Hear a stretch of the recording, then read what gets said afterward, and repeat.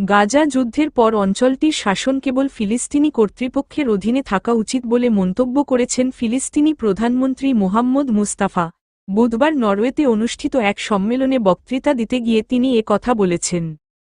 ফিলিস্তিনি প্রধানমন্ত্রী এ সময় বলেন, আশা করা হচ্ছে যুদ্ধবিরতি এবং গাজায় আটক ইসরায়েলি বন্দীদের মুক্তি দেওয়ার বিষয়ে চুক্তি শীঘ্রই সম্পন্ন হবে।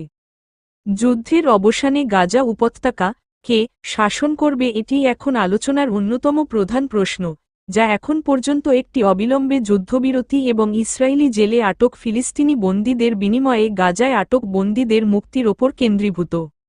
মোহাম্মদ মুস্তাফা বলেন, গাজায় যুদ্ধবিরতি কার্যকর করতে এবং 15 মাসের যুদ্ধের পর মারাত্মক মানবিক সংকট মোকাবিলায় 20 লাখেরও বেশি মানুষের জন্য আরও ত্রাণ সামগ্রী সরবরাহ করতে চাপ প্রয়োগ চালিয়ে যাওয়া জরুরি।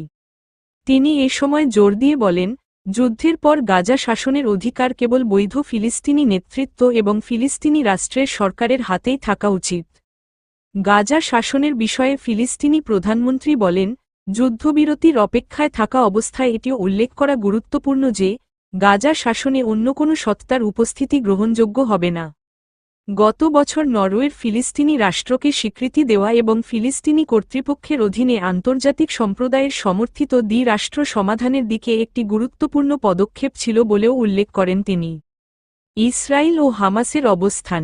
এদিকে ইসরায়েলও গাজা শাসনের ক্ষেত্রে হামাসের কোনোরকম সংশ্লিষ্টতাকে পুরোপুরি প্রত্যাখ্যান করেছে, যদিও 15 মাস ধরে চলা এই যুদ্ধের আগ পর্যন্ত গাজা পরিচালনার দায়িত্বে তারাই ছিল।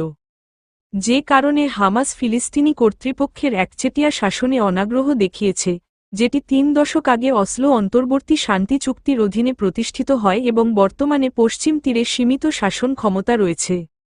ইসরায়েলি কর্মকর্তারা অভিযোগ করে বলেছেন, ফিলিস্তিনি কর্তৃপক্ষ ইসরায়েলের বিরুদ্ধে হামলায় সমর্থন দেয় এবং গাজার বাইরে হামাসের প্রতি ব্যাপক সমর্থন থাকায় ফিলিস্তিনি রাষ্ট্রের শাসন ক্ষমতায় যারাই থাকুক না কেন, শেষ পর্যন্ত ইসলামপন্থী দল হামাস দ্বারাই তা দখল হবে। ফিলিস্তিনি কর্তৃপক্ষ মূলত সাবেক নেতা ইয়াসির আরাফাতের দ্বারা গঠিত ফাতাহ দলের অধীন। 2007 সালের সংক্ষিপ্ত গৃহযুদ্ধের পর হামাস গাজা থেকে তাদের উৎখাত করেছিল। সূত্র, রয়টার্স।